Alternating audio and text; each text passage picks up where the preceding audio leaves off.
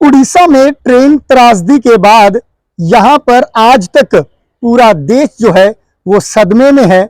और वहीं दूसरी तरफ एक औरत ने अपने पति के फर्जी दस्तावेज बना लिए कि मेरे पति की ट्रेन हादसे में मृत्यु हो गई थी।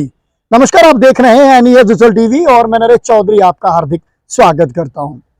आप सब जानते ही हैं कि जिस तरह से बड़ा दुखद हादसा जो है वो उड़ीसा में ट्रेन हादसा हुआ था और उसके बाद हर कोई काफ़ी सोच में था कि आखिर ये किस तरह से हो गया। ये त्रासदी जो है इसने काफ़ी नुकसान कर दिया और लगभग 288 वहाँ पर यात्री जो हैं उनकी मौत हो गई।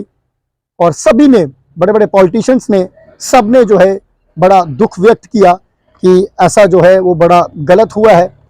पर वहीं दूसरी तरफ कटक की एक महिला ने दस्तावेज जो है वो फर्जी बना दिए। उसने कहा कि मेरे पति की ट्रेन हादसे में, उड़ीसा ट्रेन हादसे में जो है वो मृत्यु हो गई है। और ये सब फर्जी दस्तावेज इसलिए बनाए क्योंकि जिस तरह से आपको पता ही है कि सरकार की तरफ से जिस तरह से मृतकों को राशि जो दी जा रही थी, बस उसी का सब ये कमाल था। जो राशि उसने लेनी थी, इसीलिए उसने अपने पति के दस्तावेज बनाए, फर्जी दस्तावेज तैयार कर दिए कि मेरे पति की मृत्यु हो चुकी है और मुझे जो है मृतकों की राशि दी जाए।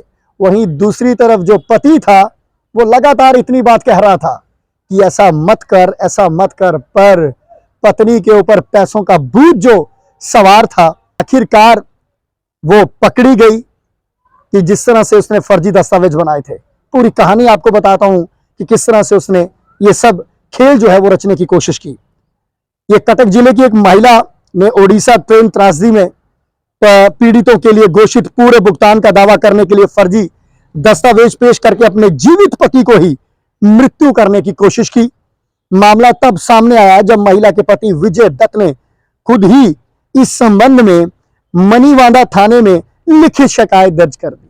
अब यहां पर देखें कि पकड़ी किस तरह से गई है वो, कि उसका एक तरफ उसके ऊपर पैसों का भूत सवार, दूसरी तरफ उसका पति इतनी बात कह रहा है कि ऐसा मत करो, क्योंकि उसे कहीं ना कहीं इस चीज का दुख होगा कि जिस तरह से लोगों की जो जान गई है बड़ा दुखद है। और मेरी पत्नी इस तरह से जो खेल जो है वो रच रही है पूरा, और पैसे लेने की कोशिश कर रही है सरकार से, तो पति ने ही जाकर जो है वो एफआईआर दर्ज करवा दी, अपनी पत्नी के खिलाफ कंप्लेन जो है वो दर्ज करवा दी कि मेरी पत्नी इस तरह से गलत कर रही है। कटक जिले के भड़वा थाने क्षेत्र के मनीबंदा इलाके में रहने वाली गीतांजलि दत्ता के रूप में ये पहचानी जाने वाली महिला शहर में एक अस्पताल में पहुंची थी जहां पहचान के लिए शव रखे गए थे। महिला ने बलासोर में क्षेत्र के एक यात्री का फर्जी आधार कार्ड दिखाया और दावा किया कि ट्रेन दुर्घटना में उसके पति की जो है वो मृत्यु हो गई है। हालांकि पुलिस ने सत्यापन के दौरान मुआवजा राशि हड़पने की कोशिश को पर्दाफाश जो है वो कर दिया। और यह पर्दाफाश इसलिए हुआ कि उसके पति ने जो है वो शिकायत दर्ज करवाई थी। जांच के दौरान पाया गया कि महिला ने अनुग्रह राशि हड़पने के लिए फर्जी दस्तावेज जो है वो पेश किए। पति ने कहा, मुझे शर्म आती है कि ये मेरी पत्नी है, मैं सभी से इस प्रकार की महिलाओं से सुरक्षित रहने के लिए अनुरोध करता हूं। मैंने पुलिस में मामला दर्ज कराया और मुझे न्याय चाहिए। पति देखिए कितना, मैं तो कहता हूं कि पति यहां पर परमेश्वर था और पत्नी ना जाने क्या निकली। उसने कहा कि ऐसी औरतों से बचो, अपनी ही पत्नी के लिए कह रहा है कि ऐसी औरतों से बचो कि इस तरह से घिनौने काम जो है इस तरह के ये कर रही है। ओडिशा सरकार ने मंगलवार को बलासोर ट्रेन दुर्घटना में मरने वालों की संख्या को संशोधित कर 288 यानी कि 288 कर दिया। पत्रकारों से बात करते हुए मुख्य सचिव पीके जैना ने कहा कि सोमवार तक 275 मौतों की पुष्टि की गई थी और शवों के सत्यापन के बाद आंकड़ा 288 हो गया। जैना ने कहा कि 205 अब तक कुल 288 शवों को पहचान जो है वो की जा चुकी है और उन्हें उनके परिवारों को जो है वो सौंप दिया गया है। इस बीच मुख्यमंत्री नवीन पटनायक ने ओडिशा के 39 मृतक व्यक्तियों के परिवारों को अनुग्रह राशि जो है भुगतान करने के लिए 1,95,00,000 रुपए मंजूर किए, जाने की हर शख्स को लगभग जो है जो 39 शख्स है उनको 5-5 लाख रुपया जो है वो राशि जो है वो दी जाएगी।